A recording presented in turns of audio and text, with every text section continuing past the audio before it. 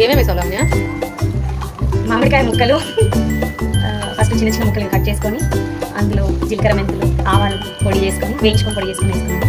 And ఎల్లిపాయలు, అల్లం వెల్లుల్లి పేస్ట్, కారం, ఉప్పు. సో ఇవి కేజీ ముక్కలు. కేజీ ముక్కలకి పావు కేజీ కారం, పావు కేజీ ఉప్పు అండ్ 3/4 కేజీ నూనె. ఎల్లిపాయలు మనం తగినంత చూసి వేసుకోవాలి.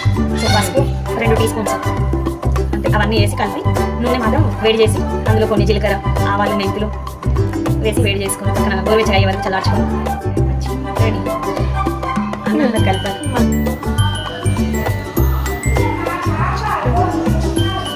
ఏం చెప్పను. అయితే ఈ రాతేండి గిన్నె అనమాట. సో రాతేండి అలాంటి గిన్నెల్లో పెట్టుకోవద్దు పచ్చడి, ఎందుకంటే ఉప్పు వేస్తాం కదా, ఉప్పు తినేస్తుంది అంటారు.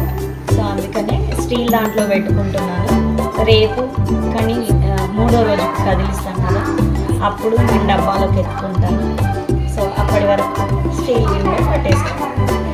డబ్బాకైనా ఎప్పుడైనా పెట్టుకోవచ్చు, కానీ కలపనికి వీలు కాదని చెప్పేసి నేను గిన్నెలో పెట్టుకుంటున్నాను. మీకు వీలైతే పెద్ద డబ్బా ఉంటే పెట్టేసుకోండి. మీరు నాకైతే సరిపోతుంది. Thank you.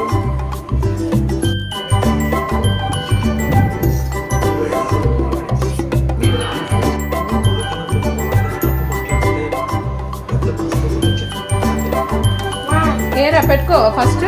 ఆంటీకి పెట్టు. వీడియో అవుతుందా?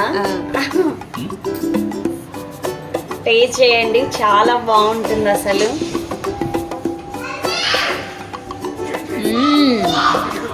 సూపర్ కదా. బాగుంది. నా చేయి పడ్డది కదా, చాలా బాగుంటుంది.